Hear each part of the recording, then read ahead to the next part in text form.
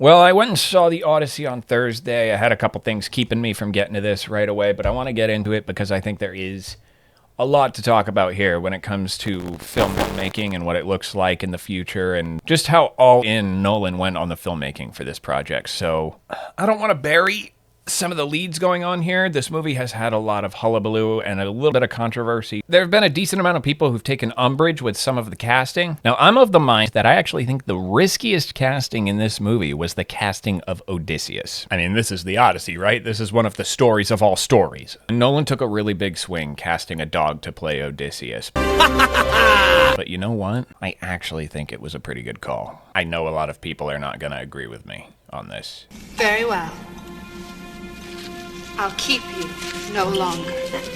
Oh, yes! Oh, I'll just take this to the road. Thank you! But that dog did an incredible job. Nolan went a bit of a different direction with this version of the Odyssey. He actually added a B plot that not a lot of people think about, where a land developer wants to tear down a tree and build some real estate, and it actually made for a pretty compelling villain. But isn't this a part of Jackson Park?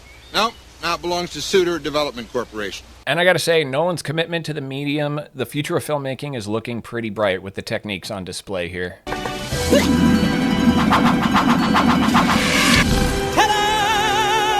I know some people took umbrage with a person of color being added to the cast of the story. Some people just want to get mad at anything. This kid was amazing.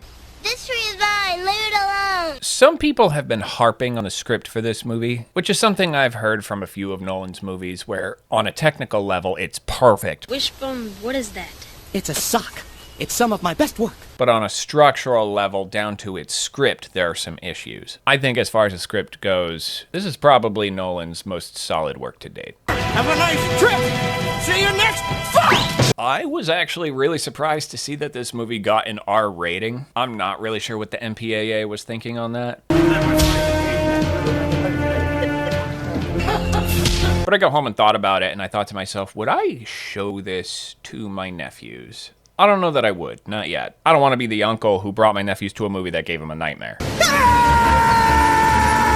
And I think my biggest issue is actually the runtime. 27 minutes was perfect. I think the highlight of the movie for me personally was when Odysseus finally makes his way home and sees his son for the first time. Dad! Son. That got me. I was also led to believe that the Greek gods are not in much of this movie.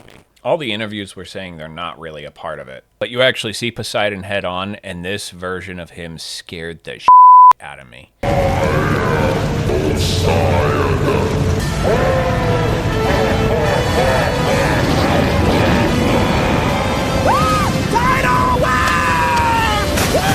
And yeah, I really appreciate the dedication to the craft. Not a lot of CGI, lots of practical effects. Me saying I had problems with it was clickbait. It's perfect.